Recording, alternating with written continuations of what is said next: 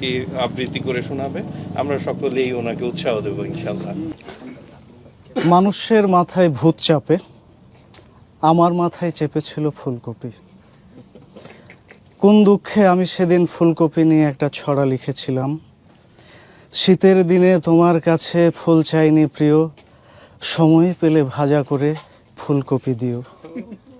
শীতের দিনে তোমার কাছে ফুল চাইনি প্রিয়, সময় পেলে রান্না করে ভাজা ফুলকপি দিও।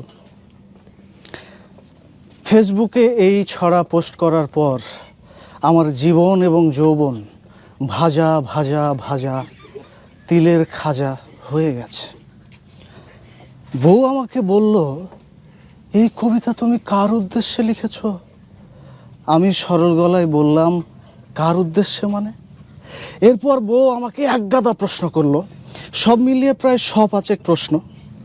সব কয়টা প্রশ্ন আমার মনে নেই, অল্প কয়েকটা মনে আছে। যেমন ধরুন, প্রথম লাইনে একটা শব্দ আছে প্রিয়। কে তোমার প্রিয়?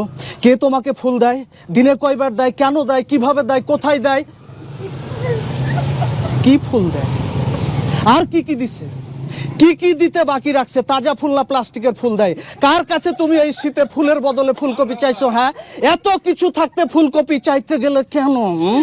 কেন? আরে কাঁচা ফুলকপি না চেয়ে তুমি রান্না করা ফুলকপি কেন চাইলে? কেন চাইলে? অন্য কোনো মেয়ে কেন তোমার জন্য ফুলকপি রান্না করবে? হ্যাঁ, ঘরের রান্না মুখে রোচে না? না, ঘরের রান্না মুখে রোচে না।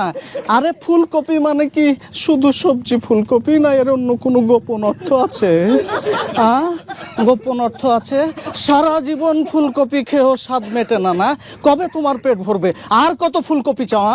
বুড়ো হচ্ছ আর ফুলকপি? হ্যাঁ, খিদে বাড়ছে না? আমি কি তোমাকে ফুলকপি খেতে দিই না? আমি কি তোমাকে ফুলকপি খেতে দিই না? আমাকে বললে কি আমি ফুলকপি খেতে দিতাম না? আজকে তুমি ফেসবুকে চাইছো, কালকে কি থালা নিয়ে নিউ মার্কেটের সামনে বসবে? পরশুদিন কি পত্রিকায় বিজ্ঞাপন দেবে? আমাকে বললে কি আমি তোমাকে ফুলকপি দিতাম না? সর্বশেষ প্রশ্নটা বড়ই নির্মম, তোমার এত লোভ কেন? আমি কোনো প্রশ্নের উত্তর সদুত্তর দিতে পারিনি। তারপরে আমার জীবন ফুলকপিময়। সকালে ফুলকপি দিয়ে রুটি ভাজা, দুপুরে ফুলকপি রান্না, রাতে ফুলকপি দিয়ে মাছ, বেলায় বেলায় ফুলকপি আর ফুলকপি। ফুলকপির স্যুপ পর্যন্ত একবার আমাকে খেতে হয়েছে।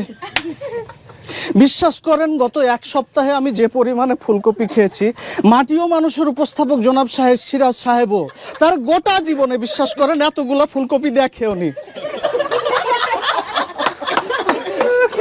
খুব সাহস করে, দৃঢ়তার সাথে, আত্মবিশ্বাস নিয়ে বললাম, বউ মিতু 1 কাপ চা দিবে আদা দিয়ে, সর্দি লেগেছে। হ্যাঁ।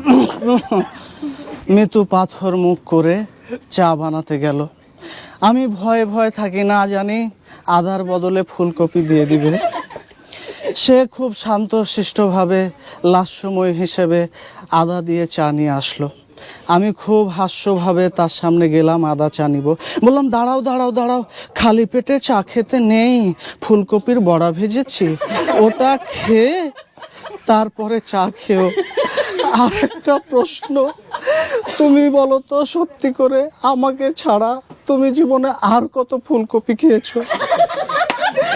এই আমাকে ছাড়া আর কত মেয়ে তোমাকে ফুলকপি দিয়েছে? শেষ।